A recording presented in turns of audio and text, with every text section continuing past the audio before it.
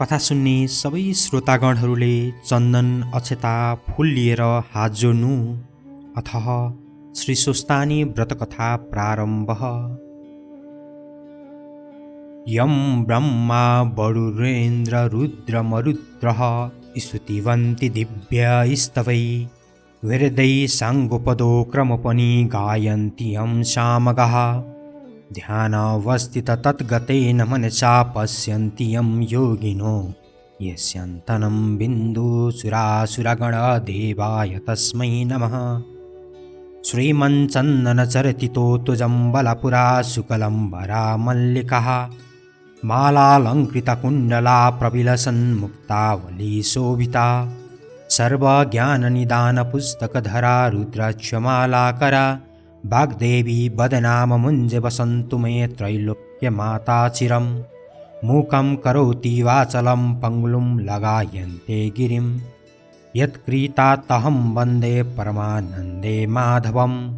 नमो भगवते तस्मै व्यासयामि तेजसे यस्य प्रसादाद् वक्ष्यामि नारायणकथामिमाम्। नारायणं नमस्कृत्य नरं चैव नरोत्तमं देवीं सरस्वती व्यासं ततो जयमुदीरयेत्। सबै श्रोतागणले पुष्पाञ्जली चढाएर अब एकचित्त भएर कथा सुन्नु। अथः त्रयोदशो अध्याय पार्वती विवाह उपाख्यान।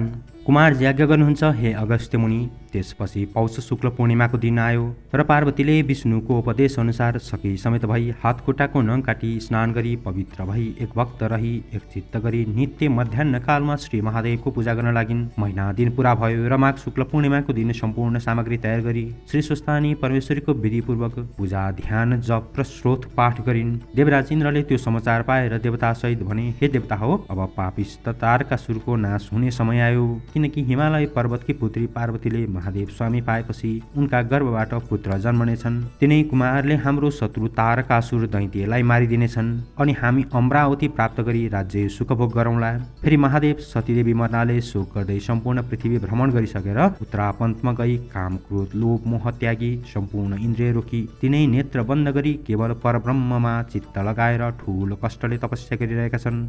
अथवा महादेवलाई तपस्याबाट च्युत गराई फेरि काम क्रोध लोभ मोहमा ल्याउने उपाय के छ?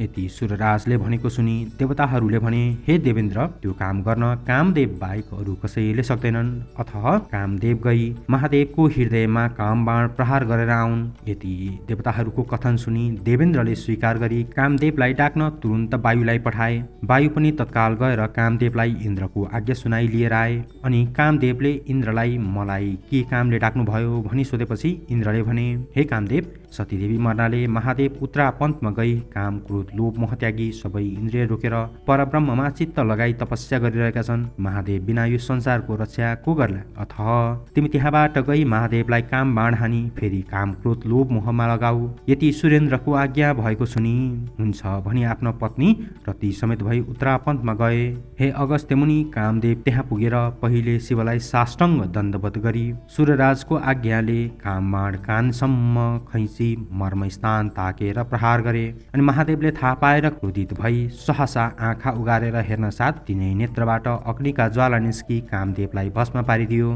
तब कामदेवकी स्त्री रतिले आफ्नो स्वामी भस्म भएको देखि अनेक प्रकारले शोक गर्दै शिवजीका पाउमा परेर बिन्ती गरिन्, हे प्रभु, यो अपराध मेरो स्वामीको होइन, देवराजको आज्ञाले हजुरको हृदयमा काम बाण प्रहार गरेको हो। हे जगदीश्वर, मदेखि प्रसन्न भई स्वामी वरदान दिनु। हे शम्भो, हजुर दुष्टजनको संहार र साधुजनको रक्षा गर्ने यस्ता हजुरलाई कोटी कोटी नमस्कार। हजुरको स्तुति गर्न शेषनाग र सरस्वतीले पनि सक्दैनन् भने म जस्तोले कसरी सक्नेछु? हे भक्तवत्सल, मलाई विधवा नतुल्याई मेरा स्वामीको जीवन दान दिएर मलाई सन्तुष्ट पार्नुहोस्। रतिले यसरी स्तुति गरेको सुनि महादेवलाई दया लाग्यो र आज्ञा भयो, हे रति, यस जन्ममा तिमीले स्वामी पाउन सक्दैनौ।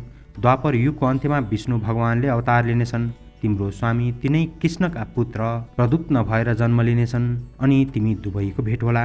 पहिले दुःख नमानी घर जाऊ। महादेवले यति आज्ञा भएको सुनि रतिले जो आज्ञा भनी शिवलाई दण्डवत प्रणाम गरी फिरिन्। त्यसपछि महादेवले सतीदेवीलाई सम्झी कहाँ जन्म लिन गइन् भनी ध्यान दृष्टिले विचार गर्दा हिमालय पर्वतकी पुत्री पार्वती भएर जन्मी श्री महादेव स्वामी पाऊँ भनी नाना तीर्थ व्रत तप जप आदि गरेको र विष्णुको उपदेशले श्री सुस्तानी परमेश्वरीको व्रत गर्न लागेको थाहा पाएर अब तिनको चरित्र हेर्दछु भनी देवेन्द्रको रूप धारण गरी हातमा वज्र लिएर ऐरावत हात्तीमा चढेर पार्वतीले व्रत गरेको स्थानमा पुग्नुभयो। महादेव कस्तो समयमा पुग्नुभयो भने सम्पूर्ण व्रत गरिसकी हातमा अर्घ्य लिएर हे ईश्वरी निरञ्जन निराकार स्वरूप हजुरलाई कोटी कोटी नमस्कार। सम्पूर्ण व्रत पनि तिमी, सृष्टि स्थिति संहार गर्ने पनि तिमी, पञ्चमहाभूत र सत्व रज तम त्रिगुण पनि तिमी, यी समस्त ब्रह्माण्डमा आत्मरूपी भएकी र आदि शक्ति पनि तिमी, काल रूप पनि तिमी, आदि मध्य अन्त्य पनि तिमी। यस्ती अव्यक्त स्वरूप भएको हजुरको गुणगान गर्न शेषनाग र सरस्वतीले पनि नसकेको म कसरी सक्नेछु। मेरो पूजाले प्रसन्न हुनुहोस् भनी अनेक प्रार्थना गरी प्रसाद झिक्न लागेको बेला इन्द्र स्वरूप महादेव टुप्लुक्क पुग्नुभयो। तब पार्वतीले देखेर अथा योग्य सत्कार गरी हे देवराज के कामले आउनुभयो आज्ञा होस् भनिन् र इन्द्र स्वरूप महादेव आज्ञा गर्नुहुन्छ। हे पार्वती तिम्रो श्रद्धा भक्ति देखेर म प्रसन्न भए। महादेव स्वामी पाउन भनी तिमीले यो व्रत गर्यौ, तर ती महादेव कस्ता छन् भने पौलाहा जस्ता, महानिर्धनी, नाकका गहना लगाएका, बाघको छाला कम्मरमा बेरेका, भूत प्रेत प्रथम गण साथमली बुढो गोरुमा चढेका, दाहिने हातमा डमरू र बायाँ हातमा त्रिशूल लिएका, विष भाङ धतुरो खाई निर्लज्ज झैँ डुल्ने र अघोर मूर्ति भई शमशानमा बास गर्ने तिमी भने यस्ती परम सुन्दरी छौ। यस्ती सुन्दरीलाई त्यस्ता महादेव कदापि योग्य छैनन्। म सम्पूर्ण देवताहरूको राजा हुँ, बरु मलाई स्वामी तुल्याई स्वर्गको रानी भएर अलभ्य सुख भोग गर। यति इन्द्र स्वरूप महादेवको आज्ञा भएको सुनि पार्वती रिसले सुरु भई भन्न लागिन्, हे पापिष्ट इन्द्र, मैले यस्तो स्वस्थानी परमेश्वरीको व्रत गरेको स्थानमा आएर महादेवको निन्दा गर्यौ, अब यो म सहन सक्दिन, अब तिमीलाई श्राप दिन्छु भनी श्राप दिन तयार भइन् र इन्द्र स्वरूप महादेव डराई, हे पार्वती म इन्द्र होइन, तिम्रो चरित्र हेर्न इन्द्रको रूप धारण गरेर आएको हुँ, धन्य तिम्रो भक्ति, तिम्रो तपस्याले म सन्तुष्ट भएँ भनी आफ्नो ज्योति स्वरूप दर्शन दिनुभयो र पार्वती महादेवको दर्शन पाएर मनमा आनन्द मानी साष्टाङ्ग प्रणाम गरिन्। अनि हे जगदीश्वर, मैले अनेक व्रत दान यज्ञ जप गरे पनि हजुरको दर्शन पाइन।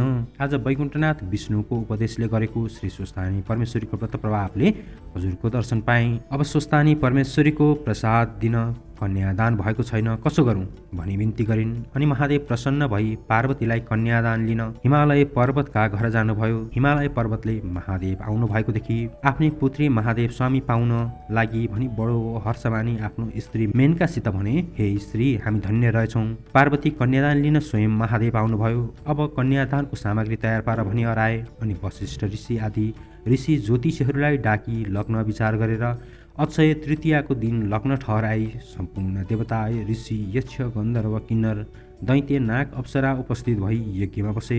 ब्रह्माजी यज्ञ गराउन लागे अनि ब्राह्मणहरू वेद पाठ गर्न लागे, अप्सराहरू नाचगान गर्न लागे। देवकन्या यक्षकन्या नागकन्या दैत्यकन्या आदि नाना वस्त्र अलङ्कार पहिरी ऊभन्दा ऊ राम्री पनि पार्वती कन्यादान दिएको हेर्न लागेका थिए। हिमालयकी पत्नी मेनकाले पनि पार्वतीलाई सुगन्धित लेपन गराई हीरा मोती मणि माणिक्य आदि रत्न जडेका गहना वस्त्र पहिराई सिंगारी राखेका थिइन्। यस वखतमा पार्वती भन्दा राम्री तिनै लोकमा कोही देखिनन्। मङ्गल गीत गरी हातमा जौतिल कुशली हिमालयले पार्वतीको हात समाती मेनकाले सुवर्णको कमण्डलुले जलधारा दिई कन्यादान दिनको संकल्प पर्दा हिमालयले सोधे, हे ईश्वर, यस शुभ लग्नमा म आफ्नै पुत्री कन्यादान दिन तयार छु, हजुरको गोत्र के हो? बिना गोत्रले गरेको काम अधुरो हुन्छ र शुभ कर्मको फल पनि प्राप्त हुँदैन भनी शास्त्रहरूको कथन छ। हिमालयको यस्तो वचन सुनि महादेवले केही पनि उत्तर दिन नसकी लाज मानी अधोमुख गरिरहनु भयो। हिमालयले पनि पार्वतीको हात समाती महादेवको मुखमा हेरिरहे। विष्णु प्रवृत्त समस्त देवता यक्ष किन्नर गन्धर्व दैत्य नाग आदि कसैले पनि त्यो यसै हो भन्न सकेनन्। यस मौकामा नारद मुनि सतीदेवीको हाडको यन्त्र बनाई शिव गीत गाउँदै हिमालय कहाँ आइपुगे र सबै कुरा सुनेपछि भने, हे गिरिराज, जो समस्त ब्रह्माण्डको सृष्टि स्थिति संहार गर्छन्, जो अहिले एउटै छन् तापनि आफ्नो मायाले ब्रह्म विष्णु महेश 3 रूप बन्दछन्, आदि पुरुष यिनै हुन्। यिनका माता पिता पनि छैनन्, जात पनि छैन र गोत्र पनि छैन। सर्वव्यापी नै 33 कोटी देवताहरूको माता पिता पनि यिनै हुन्। फेरि 14 भुवनमा भएका समस्त जीवात्माको हृदयमा बसेर पाप पुण्यको साक्षी भइरहेका पनि यिनै हुन्। निरञ्जन निराकार पनि यिनै हुन्। यस्ता ईश्वरको महिमा वर्णन गर्दा हजार जिब्रा भएका शेषनाग र सरस्वतीले पनि नसकेको म कसरी सकूँला। अथ शङ्का नमानी जगदीश्वर महादेवलाई पार्वती कन्यादान देऊ। नारद मुनिले यति भनेको सुनि सम्पूर्ण देवता यक्ष गन्धर्व किन्नर नाग आदि नारद मुनिले सत्य भने भन्दै समर्थन गरे। अनि हिमालयले महादेव महादेवलाई पार्वती कन्यादान दिए। पार्वतीले महादेवको गलामा फूलको माला पहिराइन् र 3 पल्ट प्रदक्षिणा गरी पाउमा ढुकिदिन्। हिमालयले पनि आएका जति सबै देवता, यक्ष, गन्धर्व, किन्नर, दैत्य, नाग आदिलाई भोजन गराई यथा योग्य दक्षिणा दिए। त्यसपछि सबैले हिमालयसित भने, हे हिमालय, तिमी धन्य रहेछौ। तिमी झै भाग्यमानी स्वातदीप नवखण्डमा पनि हुन दुर्लभ छ। तिमीले संसारमा जन्म लिएको सफल भयो, किनभने जुन जगदीश्वर महादेवलाई कठोर तपस्याले पनि दर्शन गर्न पाउन्नन्, उनीलाई ज्वाइँको स्वरूपमा पायौ। हामी कृतार्थ भयौँ। अब बिदा पाए आफ्नो आश्रममा जाने थियौँ। निमन्त्रणामा आएका सबैले यति भनिसकेपछि हिमालयले आदरपूर्वक सबैलाई बिदा दिए र सबै आफ्नो आश्रममा जाँदा भए। इति श्री स्कन्द पुराणे केदारखण्डे महात्म्यै कुमार अगस्त्य संवादे श्री सुस्तानी परमेश्वरी व्रतकथायां पार्वती विवाह वर्णन नाम 13 अध्यायः। कथा सुन्ने सबै श्रोताहरूले नित्य कथा सुनिसकेपछि चन्दन अक्षता फूल लिएर उभिएर हात जोड्नु।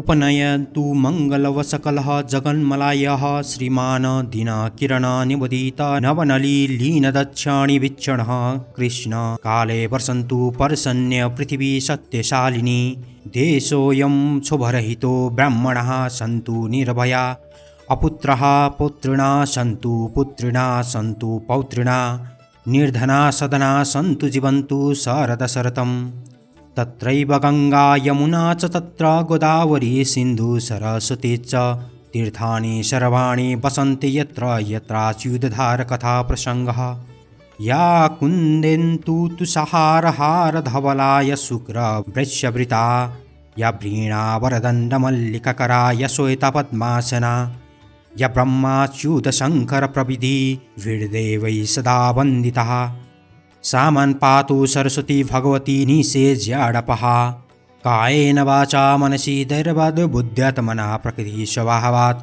करोमि यद्यसङ्कल्पै परस्मै नारायणायति समर्पयतत् श्री स्वस्तानी दिव्यान परमस्तु। यति भनिसकेर कथा सुन्ने समस्त श्रोताहरूले पुष्पाञ्जली चढाई आफ्नो मनले चाहेको इच्छित वर माग्नु।